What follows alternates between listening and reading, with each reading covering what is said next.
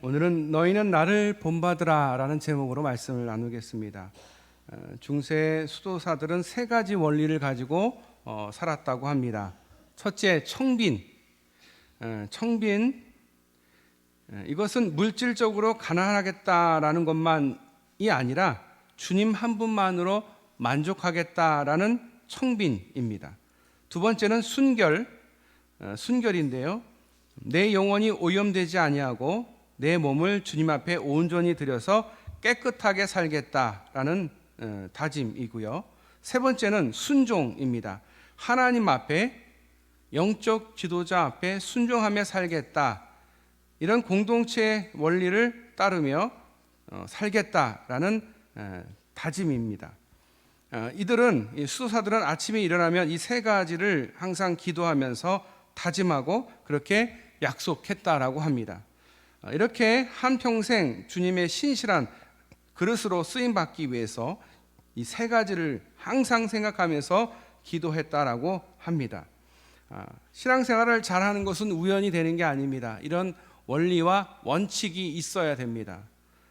오늘 본문을 보면서 심각한 도전을 받습니다. 우리 그리스도인으로서 우리는 어떻게 살아가고 있는가 하는, 정말 그리스도인답게 잘 살고 있는 것일까? 나의 삶의 기준을 어디에 두고 있는가? 사도 바울은 지금 감옥에 갇힌 몸입니다. 자신 몸 하나 추스리기 어려운 상황이지만 이 빌립보 교인들을 생각하면서 그리스도인으로서 본분과 사명을 다하기를 그는 권하고 있습니다.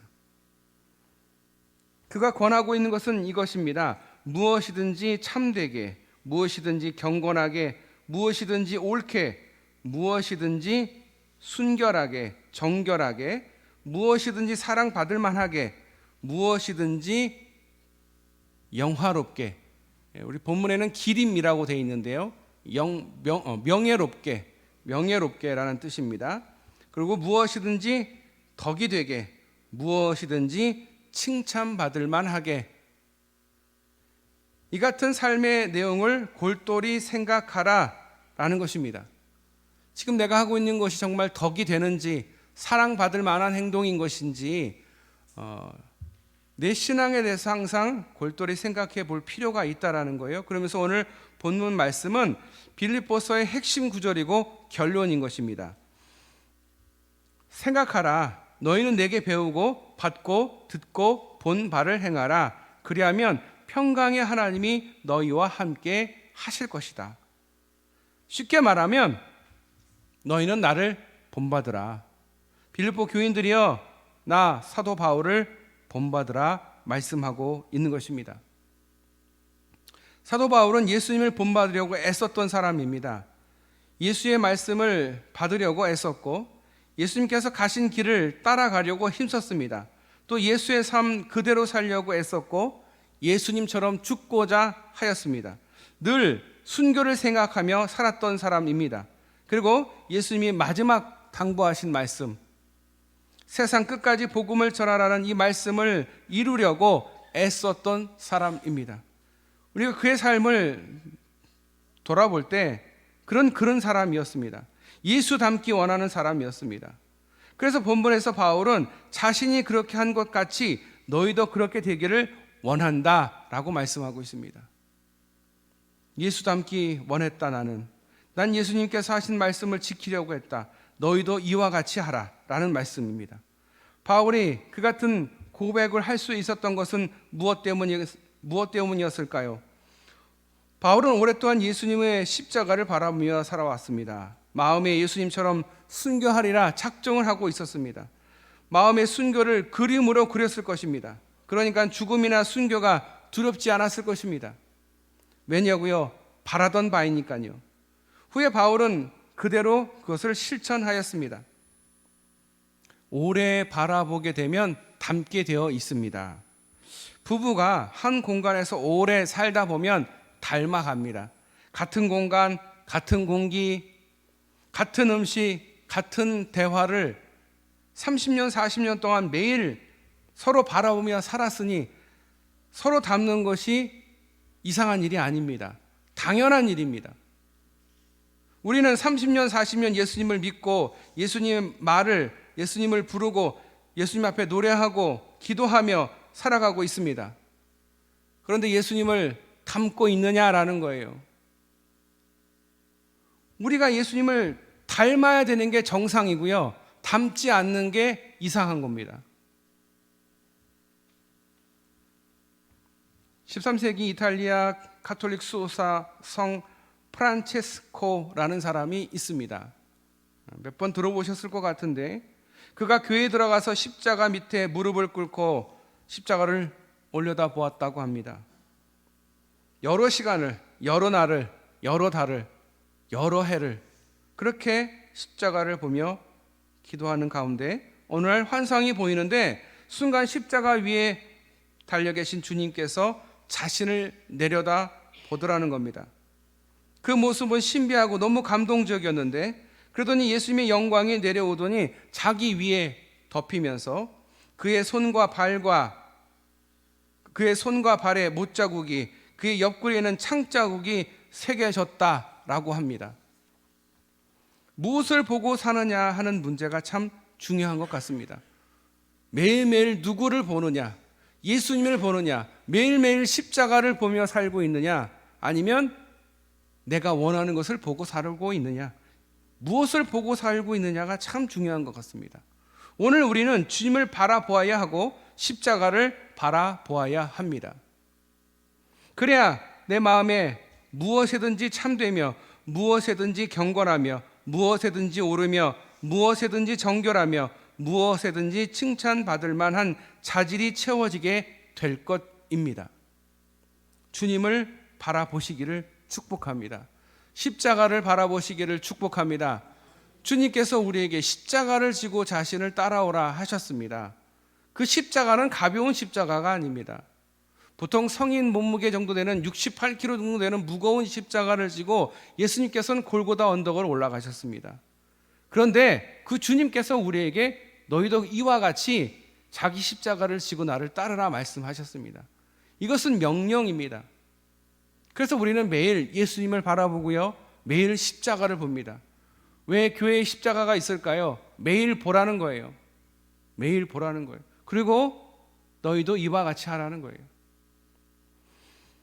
예수님을 믿는다라는 것은 예수님을 닮는다라는 거예요. 예수님을 따른다라는 거예요. 예수님을 믿는다라는 것은 관념이 아닙니다. 신념이 아닙니다. 내 삶입니다. 내 삶이 예수님을 닮아가는 삶이 되어야 됩니다. 신앙생활을 20년, 30년, 40년, 50년 했는데 예수님을 안 닮는 것은, 그건 신앙생활을 제대로 한 게 아니라 그냥 대충 믿는 척, 예수님을 아는 척 했을 뿐이지 실제로 예수님을 닮거나 예수님을 바라보지 않은 결과입니다. 그래서 우리는 우리의 신앙이 정말 예수님을 닮아가고 있는지, 십자가를 보고 있는지를 생각해 보아야 합니다. 그냥 주일 됐으니까 교회 가야지가 아니라 내가 오늘도 예수님을 닮아가야지, 내가 예수의 십자가를 보면서 그 고난의 길을 가야지. 여러분, 예수님을 닮아가는 길은 넓은 길이 아닙니다. 성공하고 잘 되는 길이 아닙니다. 가시밭길이고요, 영광의 길입니다. 좁은 문입니다. 여러분의 신앙생활 하는 게 힘들고 어렵습니까? 그게 정상입니다. 신앙생활 하는데 뭐 힘든 일도 없고, 기도할 것도 없고, 바라는 것도 없고, 그것은 제대로 신앙생활을 하지 않기 때문에 그런 거예요. 사단도요, 신앙생활 열심히 하는 사람에게 핍박을 하지 신앙생활 대충 하는 사람에게는 절대 핍박하지 않습니다. 왜? 우리 편이니까. 좀만 있으면 다 우리 편이 될 테니까, 나 있는 지옥에 같이 갈 거니까. 그런데 신앙생활 열심히 해보려고 기도하고 애쓰는데 핍박이 있고 어려움이 있습니다. 그게 바로 신앙생활을 잘하고 있다는 증거입니다. 예수님을 잘 믿으려고 했는데 아픕니다. 고통이 옵니다. 문제가 있습니다. 그러면 기도하게 되어 있습니다.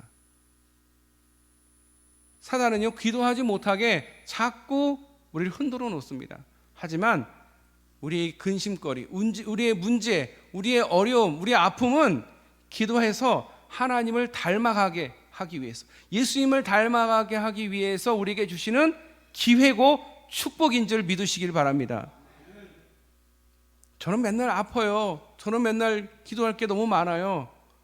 속상해 하시는 분이 계세요. 아니, 하나님이 저를 버린 거 아닐까요? 예수님이 제 기도 안 들어주시는 것 같아요. 아무리 기도해도 대답이 없는 것 같아요.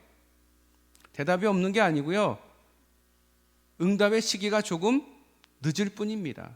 우리는 급해요. 내가 기도하면 당장 들어주기를 바라는데 그러지를 못해요. 왜 그렇습니까? 더 기도하라는 거예요. 더 하나님을 엎드리고 더 예수님을 닮아가라는 거예요. 더 십자가를 바라보라는 거예요. 그러면 내가 너의 모든 문제를 해결해 주겠다라는 거예요. 우리 인간적인 방법으로는 해결할 수 없는 문제, 돈 문제, 사람 관계 문제, 세상 문제, 이거 우리가 해결할 수 있는 게 아니지 않습니까? 그러면 두려워하고 걱정하고 이게 필요한 게 아니라 하나님 앞에 이것을 놓고 기도해야 됩니다. 우리가 어려움을 당하면 뭘 생각해야 돼요? 아, 기도해야 될 때구나. 근데 내가 어려움을 당하고 내가 환난을 당하면 기도도 안 나옵니다. 그러면 기도를 안 하는 겁니까? 그냥 주님 앞에 엎드리면 됩니다. 하나님, 제가 여기 왔습니다. 제가 지금 말이 안 나옵니다. 너무 답답하고 이 환난과 이 문제 속에서 내가 어떻게 해야 될지 도저히 모르겠습니다. 하나님, 그렇게 엎드리면 그때부터 하나님이 일하십니다. 하나님이 내가 하나님이야 라는 것을 보여주실 것입니다. 꼭 무슨 말을 해야 되고 꼭 뭔가를 해야 하나님이 들어주시는 게 아니지 않습니까? 하나님은 우리의 상황과 우리의 처지와 우리의 심정을 너무 잘 압니다. 다만 하나님 앞에 엎드리라는 거예요. 하나님 앞에 두 손 두 발 다 들라는 거예요. 왜 손을 들고 기도하고 손을 들고 찬양합니까? 하나님 앞에 항복하는 모습이에요. 항복합니다. 두 손 두 발 다 들었습니다. 저는 주님의 것입니다. 제 문제, 제 어려움, 제 고난, 이 환난 하나님이 해주셔야 됩니다. 저는 아무것도 못합니다. 이게 믿음입니다. 이게 예수님을 믿는 겁니다. 이게 하나님을 하나님답게 하는 것입니다. 내가 다 할 수 있으면 하나님이 뭐가 필요하겠습니까? 그런데 우리 사람들은요, 다 내가 할 수 있다라고 너무 믿어요. 너무 자신을 너무 많이 믿어요. 나 자신을 믿으면 안 돼요. 하나님을 믿어야죠. 사람을 믿으면 안 돼요. 돈을 믿으면 안 돼요. 주목을 믿으면 안 돼요. 권력을 믿으면 안 돼요. 다 언젠가는 다 먼지처럼 사라질 존재들입니다. 그것을 사랑하고 그것을 떠받들게 되면 그것의 노예가 되는 겁니다. 그런데 우리는 주님을 바라봅니다. 바울처럼 주님을 바라봅니다. 주님을 바라볼 때 비로소 우리가 경건해질 수 있고, 비로소 우리가 옳게 될 수 있고, 참되게 될 수 있고, 정결케 될 수 있고, 칭찬받을 만하게 될 수 있다라는 사실입니다. 이 사실을 사도 바울은 빌립보 교인들에게 이야기하고 또 우리에게 말씀하고 있는 것입니다. 할렐루야. 그런데 이 시대를 볼 때에 우리를 그렇게 순결하게 우리를 내버려 두지를 않습니다. 매일 눈에 보이는 것은 참되고 옳고 경건한 게 아닙니다. 정반대의 것들이 보입니다.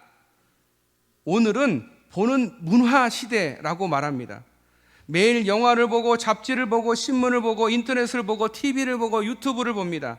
요즘 유튜브를 여러분 얼마나 보시는지 아십니까? 올해 3월 KBS 뉴스에 이렇게 나왔습니다. 한국인 1인당 유튜브 월 평균 40시간 사용 돌파. 보통 여러분들 2시간 이상씩 유튜브를 본다라는 거예요. 한국에 있는 사람들, 나는 유튜브 안 보는데요, 그 사람은 빼고, 보는 사람들은 그러면 내가 2시간을 안 보니까 저 사람은 4시간을 보는 거예요. 지금 솔직히 청소년들 하루에 2시간 이상은 핸드폰을 봅니다. 유튜브를 봅니다. 그런데 이 유튜브가 좋은 것만 있느냐? 그렇지는 않아요. 전 세계의 설교가 다 여기 있어요. 좋죠. 그런데 문제는 뭐냐? 눈이 높아져요. 아니, 저분은 설교를 잘하는데 우리 교회 목사님은 설교가 별로야.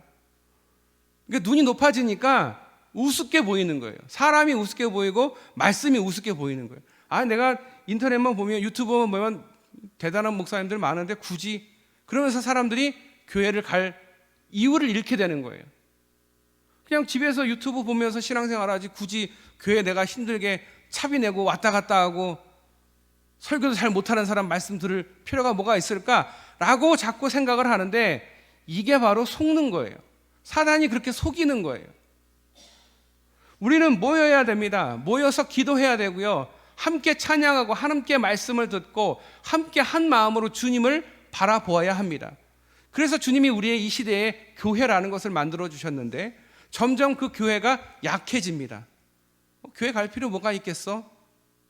편하게 그냥 에어컨 바람 쐬면서 따뜻한 온돌방에서 예배 드리면 되지. 그런데 그게 참 예배이냐? 그거에 대해서는 저는 아니라고 생각합니다. 그런데 전 세계에 좋은 설교도 있지만 그것을 갖고 괜히 불평만 늘어난다면 도움이 되는 게 아니죠. 또 유튜브에는 좋은 프로그램들도 많습니다. 뭐 공부하는 것부터 시작해가지고 내가 배울 수 있는 것들도 많고요. 그런데 그것만 있는 게 아니에요. 우리가 이제 유튜브를 볼 때 우리가 구글에서 검색을 한 내용을 갖고 유튜브에서 그와 관련된 영상을 계속 띄워줍니다. 이거 이제 알고리즘이라고 하는데, 그리고 그거에 관련된 것만 나와요. 그러면 사람이 그거에 관련된 것만 보게 되는 거예요.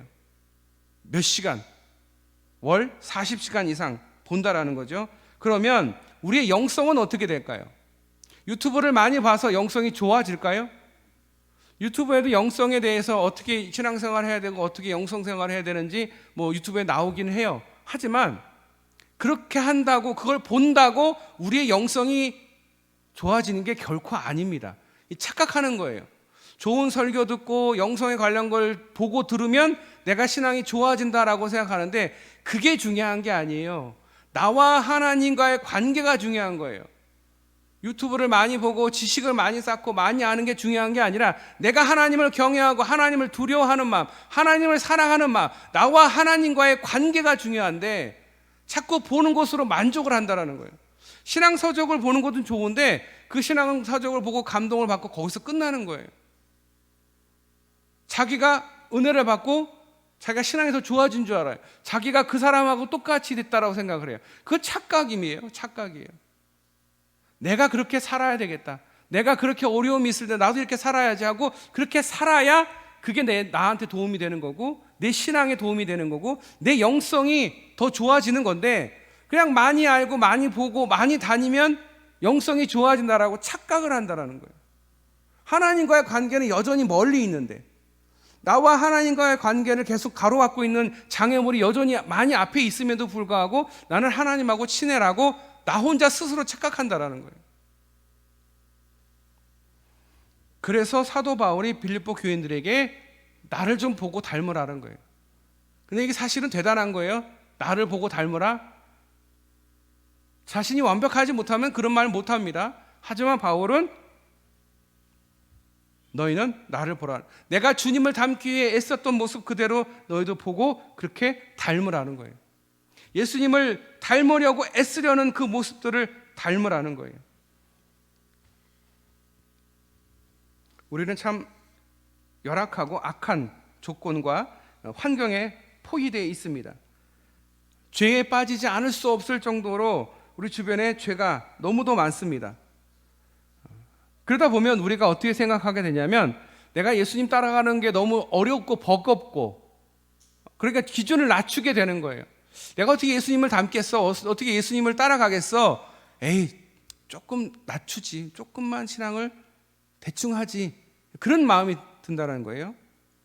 절대적인 예수를 모델로 삼고 예수를 닮아가야 되는데 점점 절대 기준에 가지 못하니까 우리가 기준을 포기하면서 어떻게 생각하냐? 상대 기준을 만들고 거기에 따라갑니다.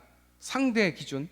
상대 기준은 항상 변수를 가지고 있고요. 상대 기준은 그 기준을 가진 사람은 자신이 세운 공적을 내세우고 열심을 내지 않는 부분을 덮으려고 합니다. 상대 기준을 가진 사람은 인격과 사역이 일치가 되지 않아도 문제를 삼지 않습니다. 상대 기준을 가진 사람은 열심을 내지 않고 흉내만 내는 척합니다. 예수님 믿는 척, 열심히 하는 척. 상대 기준을 가진 사람은 자기 만족이 되는 부분만 열심히 참여합니다. 자기가 좋아하는 것만 열심히, 자기가 관심 있는 것만. 상대 기준을 가진 사람이라면 나는 예수님과 너무 멀리 있어서 잘 닮아가지 못한다라는 것입니다. 예수님이 절대 기준이 돼서 예수님을 닮기 위한 몸부림치는 바울처럼 살아야 되는데, 내가 도저히 거기까지 못하겠으니까 내가 좀 기준을 낮추겠다고 너무 더 편하게 신앙생활을 한다는 거예요. 신앙생활하는 게 너무 편하죠. 그리고 기대합니다. 이 정도면 내가 천국 갈 수 있어. 어느 누구도 장담할 수가 없는 거예요. 그거는 주님만이 판단하시는 거죠. 주님이 오신 날 주님이 판단하시는 거예요. 믿는 사람은 믿는 사람의 심판, 믿지 않는 자는 믿지 않는 자의 심판이 있는 것인데, 우리가 너무 신앙의 기준을 너무 낮게 잡는 거예요. 그러니까 십자가도 너무 무거우니까 좀 쉬었다가 다시 또 맸다가 또 쉬었다가 다시 맸다가. 그러니까 신앙이 이도 아니고 저도 아닌 거예요. 한국교회가 이렇게 위기에 들어온 이유는 다른 게 아니에요. 예수님께서 교회는 분명히 세상의 빛과 소금이 되라, 그렇게 우리를 부르셨어요. 그럼에도 우리의 모습은 세상을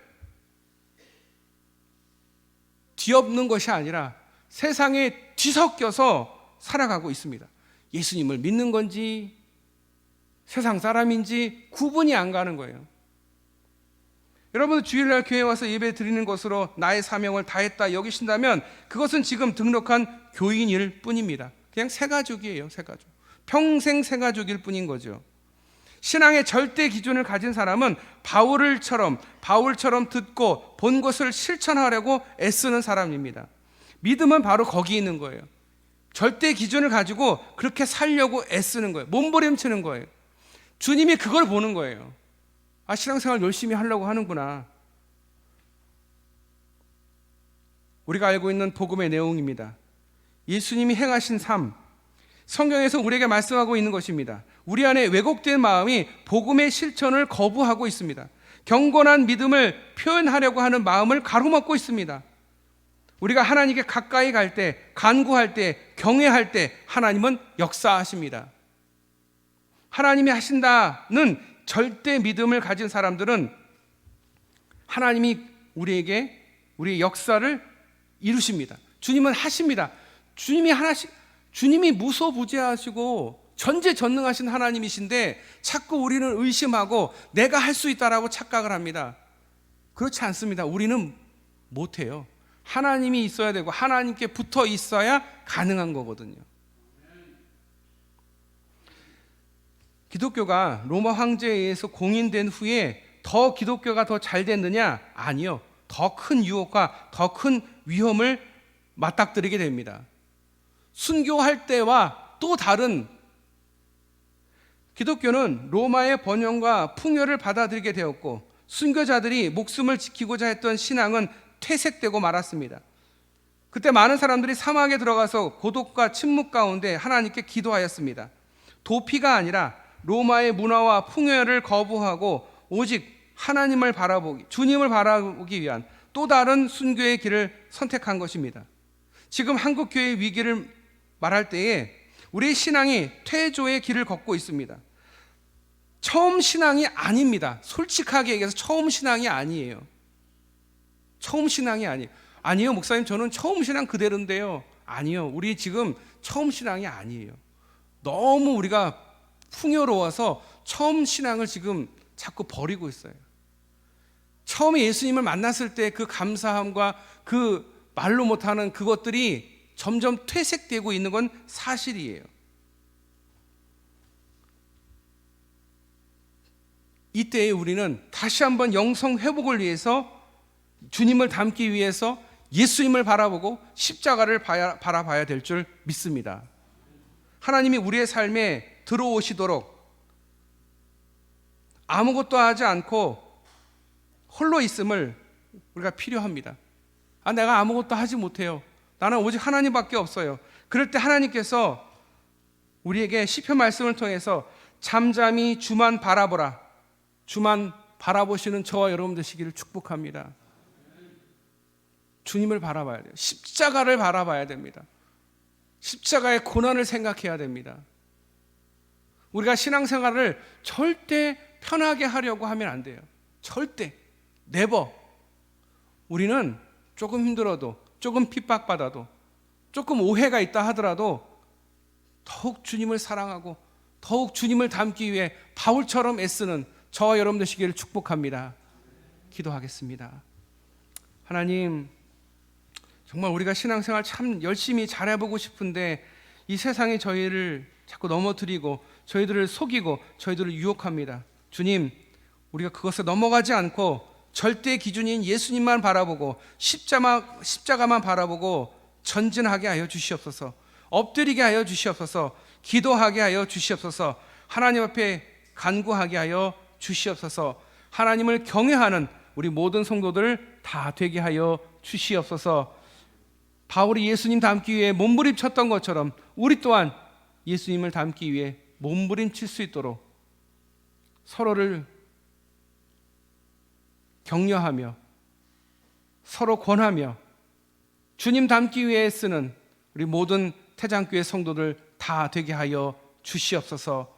오늘도 주님의 은혜를 간절히 구하며 우리를 구원하신 예수님의 이름으로 기도드려옵나이다. 아멘.